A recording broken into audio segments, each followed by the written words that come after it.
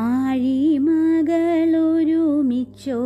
കട്ടിലിന്മേലന്നേരം ഏഴാം മാളിക മുകളിലിരുന്നരുളും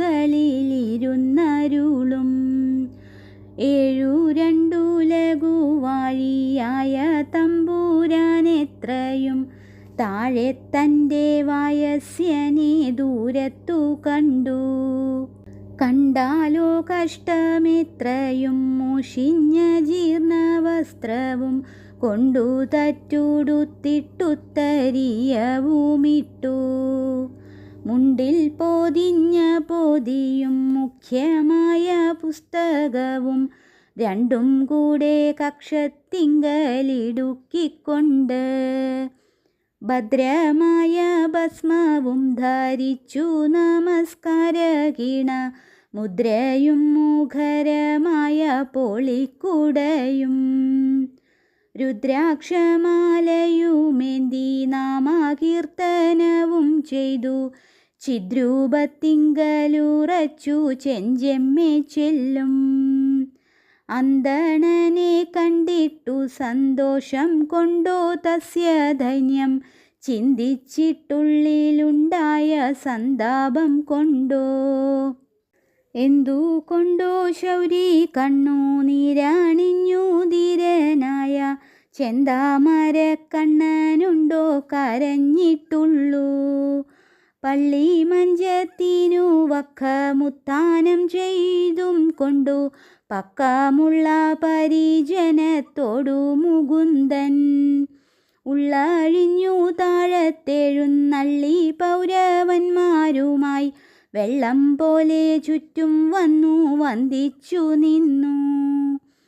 പാരാവാര കൽപ്പപരിവാരത്തോടു കൂടി ഭക്ത പാരായണനായ നാരായണനാശ്ചര്യം പാരാതെ ചെന്നെതിരേറ്റു കുചേലനെ ദീനതയാ പാരവശ്യമേവം മറ്റൊരീശ്വരനുണ്ടോ. മാറത്തെ വിയർപ്പു വെള്ളം കൊണ്ടു നാറും സതീർത്ഥ്യനെ മാറത്തുണ്മയോടു ചേർത്തു ഘാടം പുണർന്നു. കുറുമൂലം തൃക്കൊണ്ടു കൈ പിടിച്ചും കൊണ്ടു പരി കേറിക്കൊണ്ടു ലക്ഷ്മി തൽപ്പത്തിന്മേലിരുത്തി. പള്ളിപ്പാണികളെ കൊണ്ടു പാദം കഴുകിച്ചു പരൻ വള്ളൊഴിഞ്ഞു ഭഗവതി വെള്ളമൊഴിച്ചു.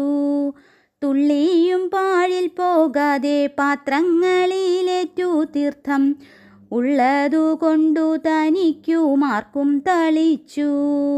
നന്ദനും വാസുദേവർക്കും യശോദയ്ക്കും ദേവകിക്കും നന്ദനനായ മുകുന്ദൻ ഭക്തനെ തന്നെ ചന്ദനവും പൂശിപ്പിച്ചു പൂജിച്ചു പോലിത്തം ഹരി ചന്ദനയവ കുസുമാധിപാതി കൊണ്ടും ഭർത്തൃഭാവമറിഞ്ഞിട്ടു ലക്ഷ്മി ഭഗവതി താനും ഭദ്രമായ താലവൃന്ദമെടുത്തു ചെമ്മേ. ഭക്തനമാതിഥിക്കദ്വാശ്രമം കളയുവാൻ വാസു ഭദ്രനോടു കൂടി നിന്നു വീശിത്തുടങ്ങി.